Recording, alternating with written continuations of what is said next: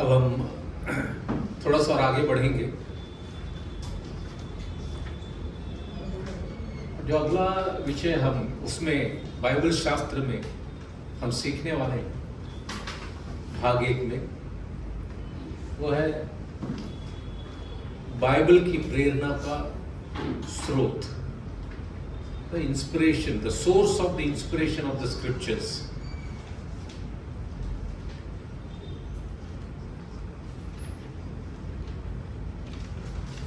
तो पहला चीज उसमें इस बात को देखेंगे कि बाइबल पूरी तरीके से परमेश्वर द्वारा प्रेरित है।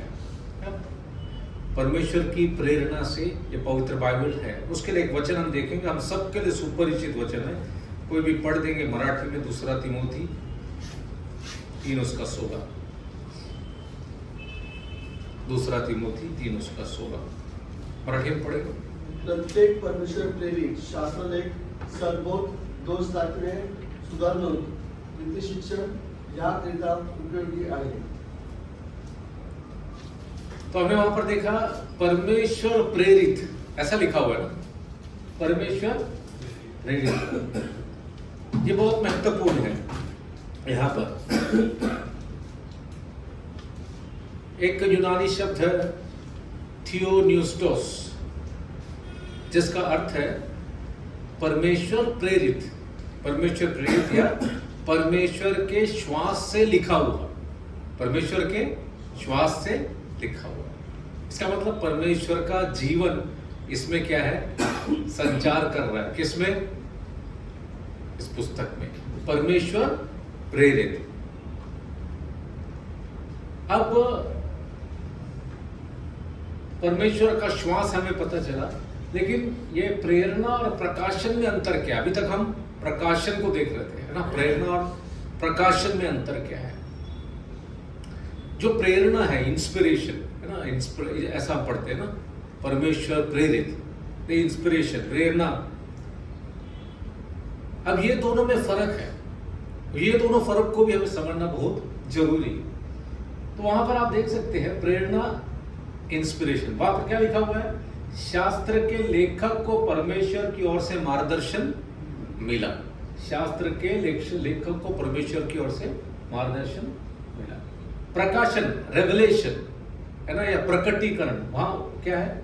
परमेश्वर के ज्ञान की प्रकट सूचना है ना। अब इसको हम थोड़ा समझने की कोशिश करेंगे। हमने देखा इंस्पिरेशन मतलब यहां लिखा परमेश्वर की प्रेरणा, परमेश्वर प्रेरित है, परमेश्वर का वचन, मतलब परमेश्वर का श्वास, परमेश्वर का जीवन उसमें है। अब ये इंस्पिरेशन में हमने देखा कि ये जो पवित्र शास्त्र लिखने वाले लेखक को परमेश्वर की ओर से मार्गदर्शन मिला। फॉर एग्जाम्पल, कई जो बाइबल के लिखने वाले हैं, जो राइटर्स हैं, जिनको परमेश्वर ने उपयोग किया, उनका एक व्यक्तिगत दृष्टिकोण था, या उन्होंने दूसरों से कई सत्यों को प्राप्त किया और उन्होंने उस बात को क्या किया, लिखा करके हम देखते हैं।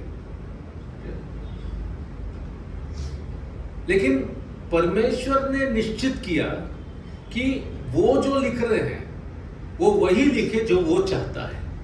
कौन चाहता है? जो परमेश्वर चाहता है। तो परमेश्वर ने अलग अलग लेखों का उपयोग किया। वो लोगों का दृष्टिकोण अलग था, उनका अनुभव अलग था, उनका एक्सपीरियंस अलग था, अलग अलग इससे आए, लेकिन उन लोगों को वही बात उन्होंने लिखा जो परमेश्वर ने उनको लिखने के लिए कहा, या परमेश्वर ने जिसका मार्गदर्शन उनको किया। तो परमेश्वर ने वही लिखा है जो उसका उद्देश्य में है। परमेश्वर ने वही लिखा है जो सही है, जो लोगों को जरूरत है। तो जब हम प्रेरणा बोलते हैं तो प्रेरणा से ही आता है कि परमेश्वर ने मार्गदर्शन दिया कि क्या आना चाहिए पवित्र शास्त्र के अंदर, क्या नहीं आना चाहिए। अब जो दूसरा है, परमेश्वर के ज्ञान प्रकट होना, परमेश्वर का ज्ञान क्या होना, प्रकट होना। अब देखिए, इसका मतलब ये है, कुछ बातें मनुष्य को बिल्कुल नहीं मालूम, कुछ बातें मनुष्य को बिल्कुल नहीं मालूम, वो डायरेक्ट परमेश्वर उनको बताएगा, तभी उसको उस बात का जानकारी होगा, उस बात का पहचान उसका होगा, है ना। पहला उदाहरण हमने देखा, मरकुस ने भी लिखा सुसमाचार, लूका ने भी लिखा सुसमाचार, मत्ते ने भी लिखा सुसमाचार, योहान ने भी लिखा सुसमाचार, है कि किसके बारे में लिखा? यीशु मसीह के जीवन के बारे में। जब यीशु मसीह के जीवन के बारे में सबने लिखा, तो जो बातें उनका उस समय का परिस्थिति में था, उन लोगों ने जो सुना, उन लोगों ने जो देखा, उन सारी बातों को उन्होंने लिखा, लेकिन वही लिखा जो परमेश्वर ने उनको क्या दिया? मार्गदर्शन दिया। ये बातों के बारे में उनको मालूम था, यीशु मसीह का जन्म, यीशु मसीह क्या किए, यीशु मसीह क्या बोले, सब मालूम था। हम कौन सा शब्द? प्रेरणा शब्द को देख रहे हैं, है ना। हम पढ़े ना परमेश्वर की प्रेरणा से, तो प्रेरणा शब्द जब भी देखते हैं हमें यह पता चलता है कि इन बातों की जानकारी थी, लेकिन उन्होंने उन्हीं शब्दों को, उन्हीं वाक्यों को, उन्हीं बातों का प्रयोग किया जो पवित्र आत्मा परमेश्वर चाहता था कि वो इसके अंदर आए। लेकिन जब हम प्रकटीकरण या प्रकाशन बोलते हैं, तो उससे हमें यह समझना है कि उस बात का कोई ज्ञान नहीं था लेखक को, उस बात का कोई ज्ञान लेखक को नहीं था, लेकिन परमेश्वर ने उसको बता के दिया, उसको बता के दिया। उदाहरण के लिए मूसा ने कौन सा लिखा? पहला 5 पुस्तक लिखा, पहला 5 पुस्तक लिखा। सृष्टि के बारे में क्या उत्पत्ति हुआ, क्या कहां से उसको मालूम था, लेकिन एक एक चीज किसने बता के दिया? जो चीज इसको नहीं मालूम था, परमेश्वर ने अपने अद्भुत ज्ञान में उसको क्या कर दिया? बता के दिया। अभी देखिए, प्रेरणा और प्रकाशन, ये दोनों का फर्क पता चल गया, क्लियर हो गया। प्रेरणा और प्रकाशन का फर्क पता चला। प्रेरणा मतलब जो बातें उस उदाहरण मैंने बताया, प्रभु यीशु मसीह के जीवन के बारे में जो लिखा, उनको मालूम था, लेकिन परमेश्वर ने बताया क्या लिखना चाहिए। इसलिए मत्ती ने मरकुस जैसा लिखा वैसा नहीं लिखा, मरकुस ने योहान जैसा लिखना नहीं लिखा। मत्ती ने जब लिखा, परमेश्वर ने उसको बता के दिया कि यहां पर इसको राजा के रूप में दिखाना। मरकुस में जब दिखा, तो वहां पर परमेश्वर की आत्मा ने क्या प्रेरणा दिया? उसको दास के रूप में दिखाना, सेवक के रूप में दिखाना। प्रेरणा, प्रेरणा शब्द को हम देख रहे हैं, उसका अर्थ को हम समझने की कोशिश कर रहे हैं। यूहन्ना को वो परमेश्वर है करके दिखा, लूका संपूर्ण मनुष्य है करके, संपूर्ण। देखिए, परमेश्वर ने गाइड किया, सबको वही चीज मालूम था, उनको उसमें से बहुत सत्य मालूम था। मरकुस ने शायद पतरस से सुना होगा बहुत सारा चीज, लेकिन परमेश्वर ने जो चाहा उसी को उसने उसके अंदर देखा। परमेश्वर ने जो चाहा लिखा, तो देखिए अलग अलग रूप यीशु मसीह का दिखाई दिया। आप समझ गए? इसी को हम बोलते हैं परमेश्वर की प्रेरणा से, प्रेरणा। दूसरा प्रकाशन, प्रकाशन देखते हैं जो मूसा है ना, मूसा को पता नहीं था परमेश्वर ने दुनिया को कैसे बनाया, लेकिन परमेश्वर ने अपना प्रकाश उसको दिया, प्रकाश उसको, उसने क्या कर दिया है? वही लिखा, वो वही लिख सका जिसका प्रकाश परमेश्वर ने उसको दिया। अब हम देखते हैं पूर्ण प्रेरणा, पूर्ण प्रेरणा। इसका मतलब क्या है? बाइबल का हर हिस्सा, बाइबल का हर हिस्सा, हर विषय परमेश्वर की प्रेरणा से लिखा गया है ना। कई बार हम लोगों में से बहुत सारे लोग गिनतियों का पुस्तक पढ़ते नहीं है ना। जैसा नाम आता है कौटुंबिक प्रार्थना में क्या करते हैं? अरे बाप रे, ये तो पूरा इतना अध्याय नाम है, हम लोग उसको छोड़कर आगे पढ़ते हैं। हम लोग उसको क्या पढ़ते हैं? वो सब छोड़ देते हैं, नाम पढ़ना, इसका बेटा वो, इसका बेटा वो, इतना सारा अध्याय में लिखकर छोड़ दो, फैमिली प्रेरणा बोलते चलो आगे का पढ़ेंगे। लेकिन जब हम बोलते हैं प्रेरणा, मतलब इसमें जो कुछ भी लिखा हुआ है पूर्ण संपूर्ण प्रेरणा। इसका मतलब वहां का जो नाम भी है वो किसके कहने से वहां लिखा गया है? परमेश्वर, परमेश्वर के कहने से लिखा गया है। और इतना ही नहीं, इसमें जो भी हम बात देखते हैं, क्योंकि ये परमेश्वर की प्रेरणा से लिखा गया, सब कुछ परमेश्वर की ओर से आया है, इसलिए वो नाम भी आप पढ़ोगे तो क्या होगा मालूम? उससे आपको क्या होगा? फायदा होगा। क्या होगा? लाभ होगा। क्योंकि मैं एक भाई का टेस्टिमनी सुन रहा था, वो कैसे प्रभु के पास आया। वो गिनतियों का पुस्तक पढ़कर आया। वो बोला इतना करेक्टली, इतना कुछ भी हो, एक नाम अगर सोच के अगर किसी को लिखना है तो इतना नाम सोच के कैसे लिख सकता है? ये बोला पेज के बाद पेज के बाद पेज के बाद इसका बेटा ये, इसका बेटा ये, इसका बेटा ये। बोला उसके कारण मैं सोचने लगा है कौन ये, तो परमेश्वर को ढूंढने लगा इसमें, और उसको यीशु मसीह का मुलाकात हो गई, क्योंकि वहां पर भी आया था। वहां पर यीशु मसीह की वंशावली को उसने पढ़ा, और उसके द्वारा उसको क्या हो गया? उसका उद्धार हो गया, उसका तारण हो गया। क्योंकि उसे पता चला आदम से कौन आया है?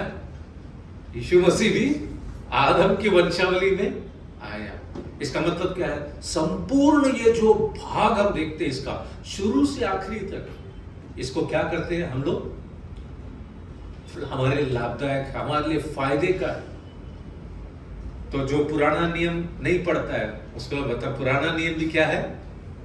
फायदे का है। परमेश्वर की प्रेरणा, परमेश्वर का प्रकाशन को हम उसमें देखते हैं। तो पूर्ण प्रेरणा, संपूर्ण, इसीलिए हम लोग क्या पढ़े? संपूर्ण शास्त्र, संपूर्ण पवित्र शास्त्र। परमेश्वर की प्रेरणा, परमेश्वर के प्रकाशन को हम उसमें देख सकते हैं। इसलिए बाइबल को जब भी पढ़ते हैं हम इसको कैसे पढ़ना चाहिए? पूरा पढ़ना चाहिए। मैं सवाल नहीं पूछूंगा कितने लोगों ने बाइबल को पूरा कम से कम एक बार पढ़ा है, मैं पूछ नहीं रहा हूं, अकेले बैठकर पूरा पढ़ा है। ठीक है? जो ये समझता है ये परमेश्वर का प्रेरणा है, परमेश्वर का प्रकाशन है, वो क्या करेगा? कम से कम एक बार तो पढ़ेगा कि नहीं? एक बार, कम से एक बार तो पूरा पढ़ेगा। इसीलिए हमें इस बात की, ये वचन हमारे बहुत, कितना बार हम दूसरा तिमोथी पढ़े, लेकिन दूसरा तिमोथी पढ़ने के बाद कभी हमने सोचा अरे इसके अंदर का पूरा प्रकाशन, इसके अंदर का पूरा प्रेरणा, ये तो परमेश्वर की ओर से, इससे फायदा होगा मेरे को। तो मेरे को बाइबल तो कम से कम मेरे मरने के पहले एक बार तो पूरा बाइबल मेरे को अकेले बैठ के पढ़ना चाहिए। सच है या नहीं? सच है। तो इसका लाभ हमको मिलना बहुत जरूरी है। अब थोड़ा सा हम आगे जाएंगे। अगर ये संपूर्ण पवित्र शास्त्र परमेश्वर की प्रेरणा से है, तो पुराना नियम और परमेश्वर की प्रेरणा को थोड़ा हम देखने की कोशिश करेंगे। पुराना नियम और परमेश्वर की प्रेरणा। अब देखिए, पुराना नियम खुद दावा करता है। क्या दावा करता है? ये परमेश्वर की ओर से। कैसे हमको पता चलता है? कैसे हमको पता चलता है? देखिए, आप पुराना नियम को जब पढ़ेंगे, बार बार हम एक शब्द को बार बार देख सकते हैं। कौन सा शब्द? यहोवा कहता है, परमेश्वर कहता है। बार बार इस शब्द को आप देख सकते हैं कि नहीं? कभी किसी ने ढूंढने का कोशिश किया कितना बार ये शब्द आया है कि यहोवा कहता है? होमवर्क है। क्या है? होमवर्क है। पता करना पड़ेगा कि यहोवा कहता है, परमेश्वर कहता है, कितना बार हमको देखने को मिलता है। ऐसा वाक्य हजारों बार आपको मिलेगा, परमेश्वर कहता है, यहोवा कहता है करके। इसका मतलब क्या है? इसका मतलब हमारा टाइटल पुराना नियम और परमेश्वर की प्रेरणा। इसका मतलब पुराना नियम में जो कोई भी बात हम पढ़ते हैं, क्योंकि बार बार पुराना में पढ़ते हैं परमेश्वर कहता है, परमेश्वर यहोवा यूं कहता है। इसका मतलब क्या है? इसका मतलब है कि पुराना नियम सीधा परमेश्वर के ओर से हमको प्राप्त हुआ है, हमको प्राप्त हुआ है, और उस प्राप्त आधार है। पिछले दिनों में एक जगह गया था, एक प्रभु के दास ने बोला कि जो भी देखो वो नया नियम, वो पुराना नियम से प्रचार करता है। हमको केवल नया नियम से ही प्रचार करना है। किसमें से प्रचार करना है? नया नियम से प्रचार करना है, प्रभु के दास ने बोला। लेकिन अगर परमेश्वर का वचन बोलता है कि पुराना नियम और नया नियम में परमेश्वर की प्रेरणा है, तो हम पुराना नियम से भी प्रचार कर सकते हैं और नया नियम से भी प्रचार कर सकते हैं।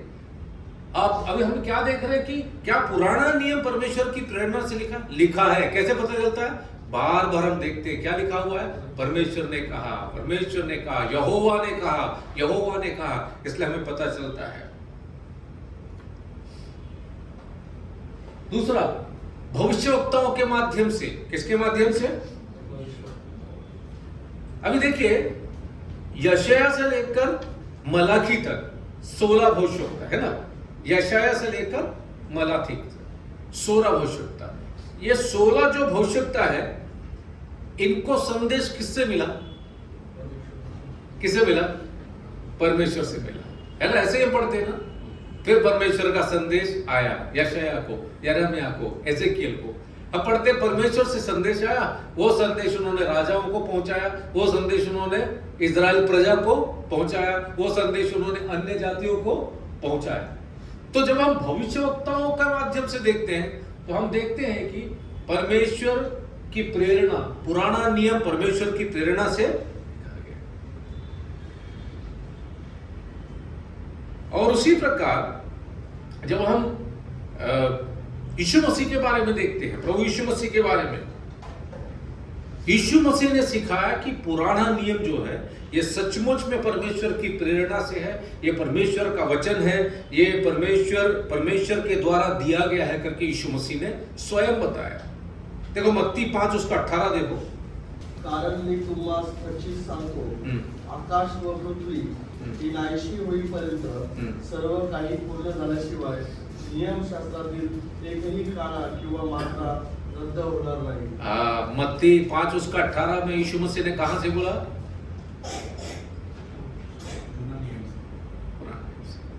कौन ढूंढेगा? कौन ढूंढेगा उसको? होमवर्क। वो भी क्या है? मरकुस 7 उसका 8 देखो। तुम्ही देवाची आज्ञा बाजूला सारून देता व माणसाच्या संप्रदायाला चिपकून राहता, क्योंकि तुम परमेश्वर की आज्ञा को टालकर मनुष्यों की रीति को मानते हो। कहां से लाया उसने? प्रभु यीशु मसीह ने कहां से बोला? उसी भाग में लिखा हुआ है। यशायाह ने तुम कपटियों के विषय में बहुत ठीक, बहुत 6वां वचन में देखो लिखा हुआ है कि नहीं? यशायाह ने तुम, प्रभु यीशु मसीह पुराने नियम से निकालकर बता रहे हैं। इसका मतलब अगर परमेश्वर की प्रेरणा से लिखा गया तो प्रभु यीशु मसीह बोलता नहीं लेते, प्रभु यीशु मसीह नहीं लेते। तो प्रभु यीशु मसीह ने यह बात बताया कि पुराना नियम के अंदर जो भी शास्त्र भाग देखते हो, ये क्या है? परमेश्वर की प्रेरणा से लिखा गया है, ये परमेश्वर का प्रकाशन है, ये परमेश्वर का प्रकाशन है ना। तो आपके बाइबल में, आपके नोट्स में आपको कुछ और वचन मिलेंगे। यूहन्ना 6 उसका 45, लूका 16 अध्याय, यूहन्ना 17 उसका 17। तो यीशु मसीह ने कई बार इन बातों को कोट किया। कहां से कोट किया? पुराना।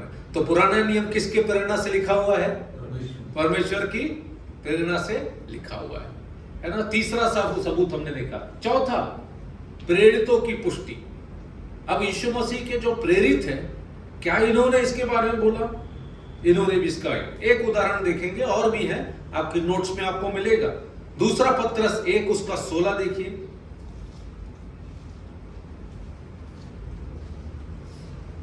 दूसरा पत्रस 1 उसका 16।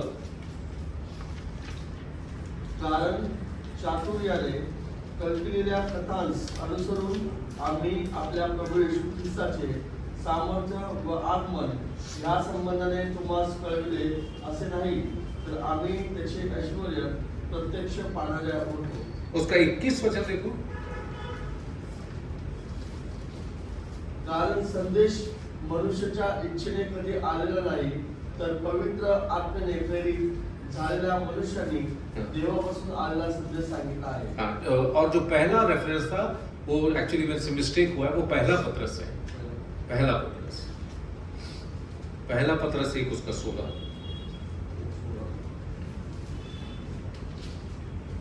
कारण असा शास्त्रलेख आहे की तुम्ही पवित्र असा, कारण मी पवित्र आहे। हाँ, तुम पवित्र बनो क्योंकि मैं। कौन ये सिखा रहा? प्रेरित लोग सिखा रहे हैं। प्रेरित पत्रस ये सिखा रहा है, लेकिन वो कहां से निकालकर सिखा रहा है? पुराना नियम से निकालकर सिखा रहा है ना। हमें मालूम है लेवी व्यवस्था 11 उसका 44 में ये शास्त्र भाग हम पाते हैं जुना करार में। तो प्रेरित जिनको यीशु मसीह ने अपॉइंट किया, ये प्रेरित लोग भी क्या बता रहे हैं कि पुराना नियम से वो निकाल कर लिख रहे हैं। तो हमको मालूम है पौलुस ने भी कहा, प्रेरितों के काम 28 अध्याय में पौलुस ने भी कहा, वहां पर पौलुस पवित्र आत्मा ने यशायाह के द्वारा कहा करके कहता है। तो पौलुस जो प्रेरित था वो यशायाह नबी के पुस्तक में से निकालकर ये क्या दिखाता है, प्रेरितों ने भी इस उदाहरण को बताया कि पुराना नियम का हर एक वचन किसकी प्रेरणा से है, परमेश्वर की प्रेरणा से, परमेश्वर की प्रेरणा से है। अब थोड़ा सा हम आगे जाएंगे, नए नियम को देखिए, हम प्रूफ देखते जा रहे हैं, सबूत देखते जा रहे हैं। अब नया नियम को देखिए, नया नियम और परमेश्वर की प्रेरणा को हम देखेंगे कि नया नियम का जो भी चीज है, जो भी बात है, वो परमेश्वर की प्रेरणा से लिखा गया है। तो सबसे पहला उसमें हम देखेंगे प्रभु यीशु मसीह ने जो वायदा किया, जिससे प्रूव हो जाए कि नया नियम भी परमेश्वर की प्रेरणा से लिखा गया है ना। यूहन्ना 14 उसका 26 देखिए, यूहन्ना 14 उसका 26। तरी ज्याला पिता माझ्या नावाने पाठवील तो कैवारी म्हणजे पवित्र आत्मा तुम्हाला सर्व काही शिकवेल आणि ज्या गोष्टी मी तुम्हाला सांगितल्या त्या सर्वांची तुम्हाला आठवण करून देईल। पवित्र आत्मा सिखाएगा और क्या होगा, तुमको याद दिलाएगा। तुमको क्या करेगा, याद दिलाएगा। अब 16 अध्याय में आओ, यूहन्ना 16 उसका 13 देखो। तरी तो सत्याचा आत्मा येईल तेव्हा तो तुम्हाला मार्ग दाखवून सर्व सत्यात नेईल, कारण तो आपल्या स्वतःचे सांगणार नाही, तर जे काही ऐकेल ते सांगेल आणि होणाऱ्या गोष्टी तुम्हाला कळवेल। होणारा गोष्टी आने वाली सारी बात तुमको क्या हो जाएगा, पता चलेगा, है ना। अभी देखो ये जितना भी पुस्तक नया नियम में हम पाते हैं, नया नियम में पाते हैं, यीशु मसीह ने जो ये 2 वचन में जो वायदा किया था वो वायदा पूरा होते हुए हम देखते हैं। कितना पुस्तक है नवा करार में, नया नियम में कितना पुस्तक है, 27 पुस्तक। ये उस समय था क्या, जब प्रभु थे, था क्या नए नियम को पुस्तक? नहीं, ये बाद में आया। तो देखो प्रभु ने क्या बोला था, प्रभु ने बोला था पवित्र आत्मा सब याद दिलाएगा। अब देखो मत्ती, मरकुस, लूका, यूहन्ना, उसमें यीशु मसीह ने जो जो बोला, जो जो सिखाया, यीशु मसीह ने जो जो किया, 2000 साल से हमको याद दिला रहा है। क्या दिला रहा है, याद दिला। आप देख रहे हैं कितना अद्भुत रीति से। उसके बाद क्या, वो आने वाली बात बताएगा, और उसमें भी हम देखते हैं लोगों को पुनरुत्थान, लोगों को मसीह कब आए सब, लेकिन हम देखते हैं कि अलग अलग भाग में भविष्य में क्या होने वाला सारी बात इसमें पुराने नियम से भी ज्यादा स्पष्ट रूप से नया नियम में बताया गया है। नया नियम में बताया गया, आने वाली बातों को बताएगा। अब देखो यीशु मसीह ने जो बोला था वैसे ही पूरा हुआ, वैसे ही। केवल 2 वचनों को हमने देखा, लेकिन वो वचनों में प्रभु यीशु मसीह ने जो बात बोला, पवित्र आत्मा सब याद दिलाएगा, याद दिलाया, लिखा उन्होंने यीशु मसीह के पूरे बातों को लिखा, क्या क्या सिखाया, क्या क्या बोला। उसके अलावा उसके दास प्रेरितों ने आगे भी लिखा, यूहन्ना ने प्रकटीकरण लिखा, भविष्य में क्या होने वाला। पुराना नियम पढ़ेंगे तो पता चलता है नहीं, लेकिन देखो धीरे धीरे कैसे पता चल गया।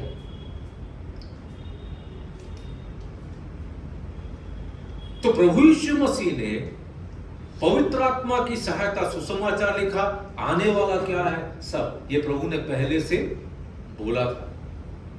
इसका मतलब ये परमेश्वर के प्रेरणा से ही लिखा गया है। इसके अलावा हम देख सकते हैं लेखक स्वयं,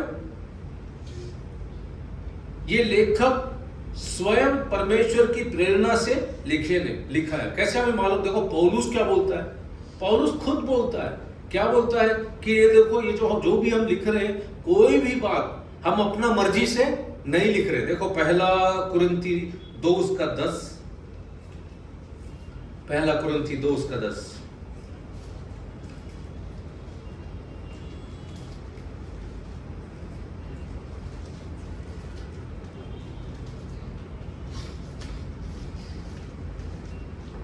कारण देवाने ते आत्म्याच्या द्वारे आपल्याला प्रगट केले, कारण आत्मा हा सर्व गोष्टीचा व देवाच्या गहन गोष्टीचा शोध घेतो। यहाँ पर आप देख रहे हैं कौन बता के दिया सब चीज लिखने के लिए, पवित्र आत्मा। कौन बता के दिया, पवित्र आत्मा। हम लोग देखते हैं यूहन्ना हो, पतरस हो, अन्य प्रेरित, उनका सुसमाचार, उनका वचन किसके तरफ से था? परमेश्वर के तरफ से था, परमेश्वर के तरफ से था। और नया नियम और जो पुराना नियम है, इसमें मेल होना बहुत जरूरी है। मैंने आपको पहले भी बताया था, नया नियम और पुराना नियम, अगर परमेश्वर की नया नियम और परमेश्वर की, लेकिन अब नया नियम और पुराना नियम, इसमें भी मेल होना जरूरी है कि नहीं? उदाहरण के लिए पहला कुरिन्थियों 15 अध्याय 3 और 4 में हम पढ़ते हैं यीशु मसीह के मृत्यु और पुनरुत्थान के बारे में। और उनका मृत्यु और पुनरुत्थान पुराने नियम में जैसा बताया गया था वैसे ही हुआ था, है कि नहीं? पुराने नियम में जैसे बताया गया था वैसे ही हम, उत्पत्ति 22 में जब आते हैं, यीशु मसीह का मृत्यु का बहुत सारा चीज लिखा हुआ है, बहुत सारे सत्य लिखा हुआ है। नए नियम में जब आते हैं तो यीशु मसीह के मृत्यु में हम देखते हैं वो सब डाकुओं के बीच में, और उसके कपड़े का किस प्रकार से है, उन लोगों ने उसको आपस में बांट के लिया। तो हम देखते हैं कि पहला कुरिन्थी 15 उसका 3 और 4 में जो यीशु के मृत्यु और पुनरुत्थान के बारे में लिखा है, उसको हम पुराने नियम से पाते हैं। पहला पत्रस 1 उसका 25 देखो, पहला पत्रस 1 उसका 25।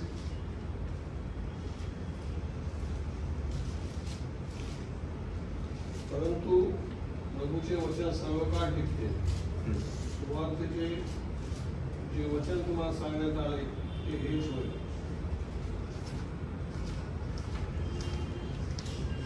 परंतु प्रभु का वचन युगानुयुग स्थिर रहता है। परंतु प्रभु का वचन युगानुयुग स्थिर रहता है। ये कहां से लिया गया है? पुराना नियम से लिया गया है। और आपको देखिए, प्रभु का वचन आज भी स्थिर है, आज भी वैसे ही है, कोई फर्क के बिना। आने वाले कई पीढ़ी आ जाएंगे, उनके पास ये वचन जाता रहेगा। प्रभु ने जो पहले किया वो आज भी, तो पुराना नियम नया नियम दोनों को हम देखते हैं। पुराना नियम में जो बात है, नया नियम में भी वो सच है होते हुए हम धीरे धीरे देखते हैं। इसके अलावा हम देखते हैं वचन का संरक्षण, वचन को सुरक्षित रखेगा। ये किसने बोला? परमेश्वर ने खुद बोला था। नीति वचन 30 में आइए, नीति वचन 30 उसका 5 और 6 देखिए। ईश्वराचे प्रत्येक वचन शुद्ध आहे। हाँ, ईश्वराचे प्रत्येक, परमेश्वर का प्रत्येक वचन क्या है? शुद्ध है। त्याचा आश्रय करण्याने तो ढाल आहे। त्याच्या वचनात तू काही भर घालू नकोस, घालशील तर तो तुझा दोष पूर्ण करेल आणि तुला पाठ ठरशील। देखते हैं ना? उसी प्रकार प्रकाशित वाक्य के 22वें अध्याय में जब आते हैं, वहां पर भी हम क्या पढ़ते हैं? इसमें ना तो कुछ जोड़ना, इसमें ना तो कुछ कम करना, घटाना। इसका मतलब परमेश्वर ने सुरक्षित रख दिया है। क्या इस वचन में रहेगा? इसके बाहर से कोई जोड़ेगा नहीं कोई मनुष्य अपने तरफ से, और कोई मनुष्य इसमें से कुछ भी हटाएगा नहीं। देखो, गड़बड़ तब होता है जब मनुष्य इसमें जोड़ता है, इसमें घटाता है। आज दुनिया में इतना चर्च क्यों है, इतना पंथ क्यों है? इसका कारण यह है कि मनुष्यों ने उसमें जोड़ना चाहा, मनुष्यों ने उसमें से घटाना चाहा। मनुष्यों ने उसमें जोड़ना चाहा, मनुष्यों ने उसमें, लेकिन हम विश्वासी ना उसमें कुछ जोड़ते, ना उसमें कुछ घटाते। इसीलिए पवित्र शास्त्र बाइबल से जब प्रचार करते हैं तो कई लोग अपना बहुत सारा चीज जोड़ देते हैं, नया सत्य लाना चाहते हैं, नया चीज लोगों को बताना चाहते हैं। उसमें बहुत बड़ा खतरा है। वचन में जो लिखा है उसको वैसे ही लोगों के सामने रखना बहुत जरूरी है, बहुत जरूरी है। जोड़ेंगे, घटाएंगे। देखो, पुराना नियम, परमेश्वर ने पुराने नियम में बोला इसका एक एक चीज को मैं क्या करूंगा? सुरक्षित रखूंगा। और परमेश्वर वैसे ही आज भी रखा हुआ है हमारे पास। इसमें एक लास्ट बिंदु है, जस्ट बता के जा रहा हूं। अब देखिए, जो प्रेरणा है, तो ये जो प्रेरणा है इसकी कुछ सीमाएं हैं, लिमिटेशंस है। ठीक है, तो अब देखिए, ये जो लिमिटेशन को भी परमेश्वर ने अपने हिसाब से जोड़ दिया।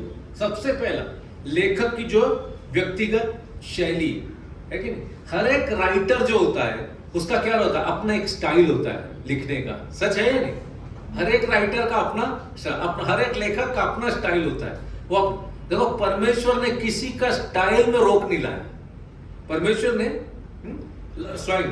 देखिए अब यशायाह नबी जो लिखा है, यहेजकेल जो लिखा है, यिर्मयाह जो लिखा है, आप देख सकते हैं जब हम उसको ध्यान से पढ़ते हैं, उनका लिखने का, तीनों का लिखने का अपना अलग अलग स्टाइल है। प्रभु ने बोला नहीं तुम्हारा जो तरीका है, स्टाइल जो है वो बदल दो लिखने का, बोला क्या? नहीं, यशायाह का जो जैसा वो लिखता है उसी शैली में उसको लिखने के लिए दिया, यिर्मयाह को जैसा लिखता है वैसे लिखने को दिया। अब नया नियम में आइए, नया नियम में जब हम देखते हैं तो वहां पर हम क्या पढ़ते हैं? जब लूका लिखा, लूका कहां से था? अन्य जाति से था। तो उसने जब लिखा उसका शैली वो किन लोगों के लिए लिखा? अन्य जाति जो लोग, उनके लिए लिखा अपना सुसमाचार। आप ध्यान से देखो उसको।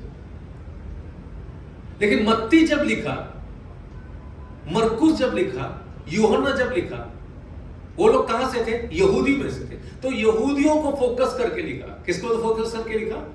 यहूद। इसलिए यहूदियों का चीजों को उन्होंने उठा के बताया। अब देखिए ये कितना महत्वपूर्ण है। जब परमेश्वर की प्रेरणा के बारे में हम देखते हैं तो हमने क्या देखा? क्या कोई सीमा है?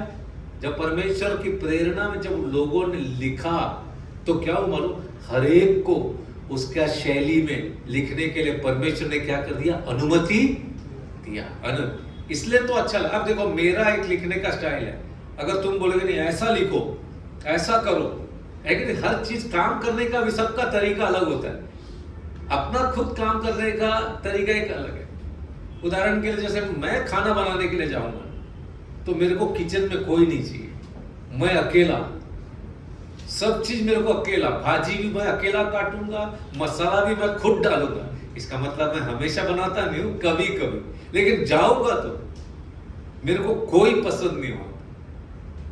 लेकिन कुछ लोग क्या है, काट के देने वाला कोई रहेगा, कोई पूछेगा इसमें क्या इतना नमक डालो, इतना मिर्ची। देखो सबका स्टाइल अलग। देखो परमेश्वर की प्रेरणा में जब लिखा गया, परमेश्वर ने इन बातों को लिमिट नहीं किया। यिर्मयाह, यशायाह को उसके तरीके से लिखने दिया, लूका को उसके तरीके से, अन्य जाति प्रभु के पास आ पाए ऐसा लिखा, यहूदी प्रभु के पास आ, मत्ती को ऐसा उसका स्टाइल में दे दिया, क्योंकि वो उन लोगों को ज्यादा अच्छे से जानता है। आप देख रहे हैं जो प्रेरणा में कोई सीमा नहीं रखा परमेश्वर ने उसको भी कंट्रोल किया। और इसलिए देखो आज हम लोग, इसलिए मरकुस जब लिखा तो हमको पता चला यीशु मसीह को हम दास के रूप में देख पा रहे, नहीं तो सब एक ही जैसा होता, सब एक ही जैसा होता। लूका जब लिखा तो हम प्रभु यीशु मसीह को संपूर्ण मनुष्य के रूप में देख पा रहे। यूहन्ना जब लिखा प्रभु यीशु मसीह को संपूर्ण परमेश्वर के बारे में। देखो स्टाइल अलग अलग, लेकिन सत्य कितना सुंदर रूप से बाहर आया, कोई लिमिटेशन नहीं रखा प्रभु ने उसमें।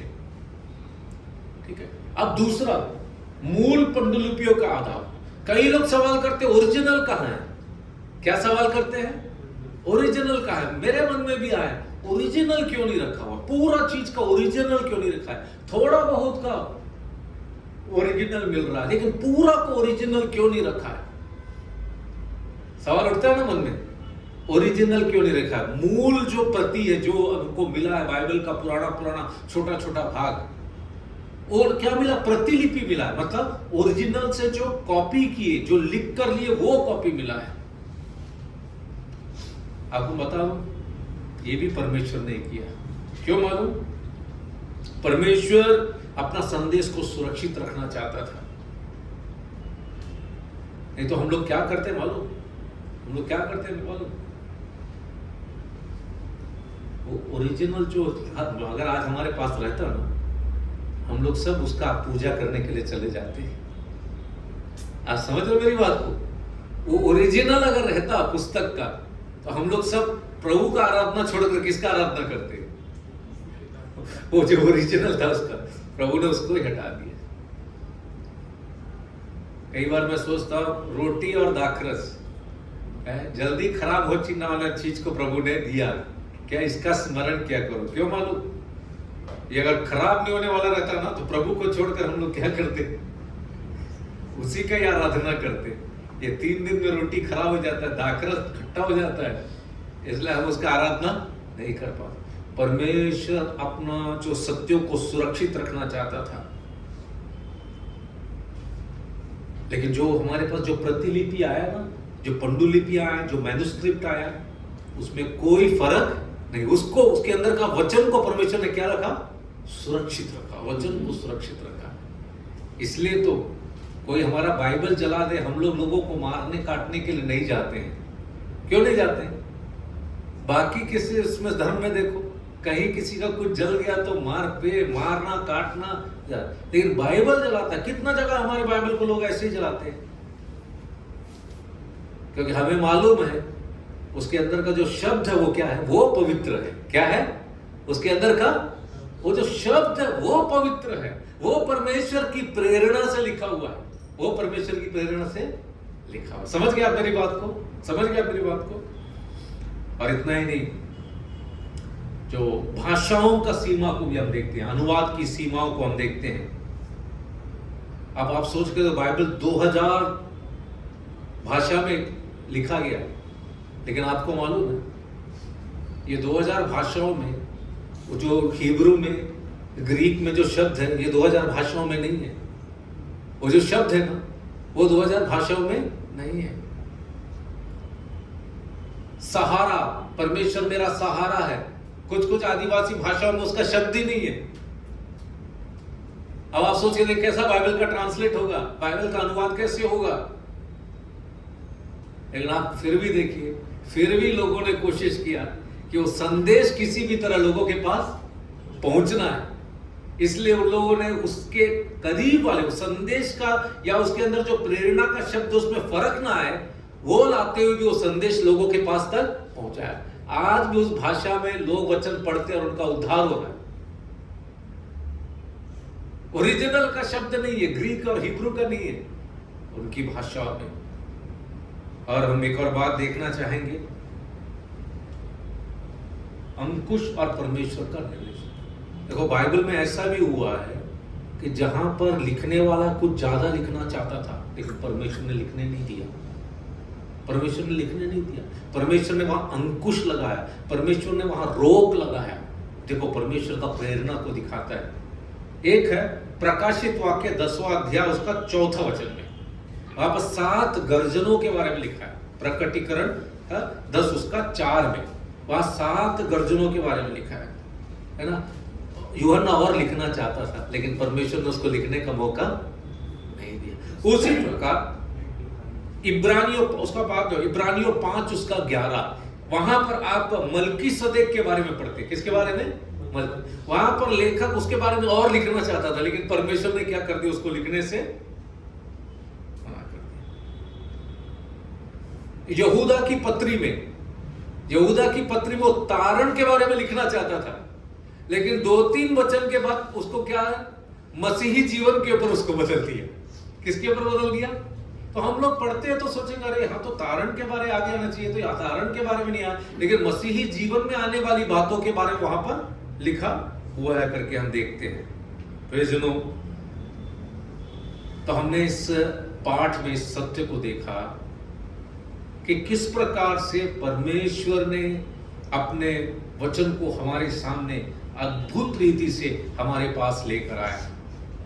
तो यहां पर हमने उसकी प्रेरणा की सीमाओं को देखा। प्रभु हमारी सहायता करे, अगले पाठ में जब आएंगे हम इसके और भी गंभीर सत्यों को हमारे सामने उसको देखने का प्रयत्न करेंगे। आशा करता हूं कुछ सत्य तो आपके पास पहुंचा होगा, कुछ सत्य आप समझ गए होंगे। और इससे मैं एक ही चीज चाहता हूं कि परमेश्वर के वचन के महत्व को हम अपने जीवन में समझें और इसको ज्यादा पढ़ें, इसको ज्यादा दूसरों को पढ़ने के लिए प्रेरणा दें, और इसमें से हम दूसरों को और भी सिखाएं। क्योंकि परमेश्वर की प्रेरणा किस प्रकार से इस वचन को हमारे पास लाने के लिए लिखा, शुरू से लेकर आखिरी शब्द परमेश्वर की प्रेरणा से लिखी हुई। परमेश्वर इन वचनों के द्वारा हमें आशीष